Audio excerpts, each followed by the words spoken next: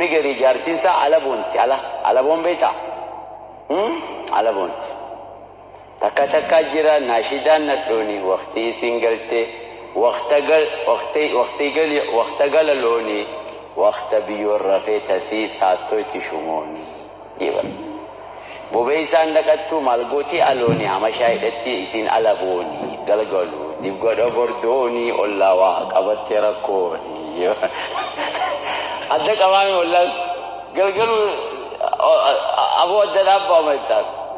galgalu dibgodha bordoonii ollaa waa qabattee rakkooni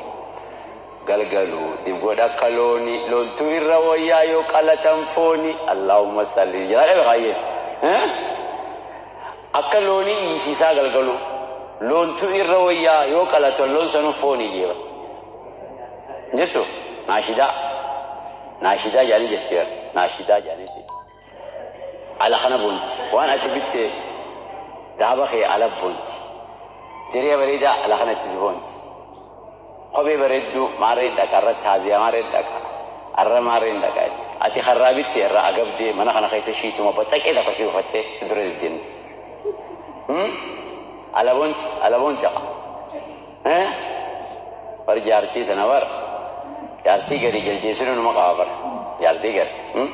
mana sidiisanis riqa hudduu urtaa ayrusi erganis mataa gudda murtaa ayyee yaa qaddu yaa murtu jiqooytu abaduu ati waa milkooytu mana sidiisanis riqa hudduu urtaa yaa safartee fixaa warra isaaniiti obboleettiisiiti maarreefaa fitte ati kun raashinuma bitaa hoyti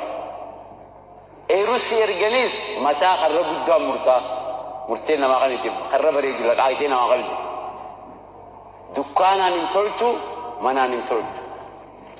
yaa qaddu yaa murtuu jiqqooytu abaduu ati waan milkooytu jee bara irraa bar itti aanaan alee bara itti aanaan